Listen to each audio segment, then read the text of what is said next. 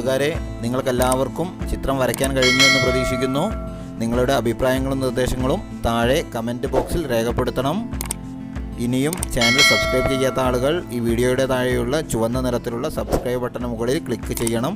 അപ്പോൾ തൊട്ടടുത്ത് കാണുന്ന ബെൽ ഐക്കണിന് മുകളിൽ കൂടി ക്ലിക്ക് ചെയ്ത് ഓൾ എന്നുള്ളത് എനേബിൾ ചെയ്ത് വെക്കുക.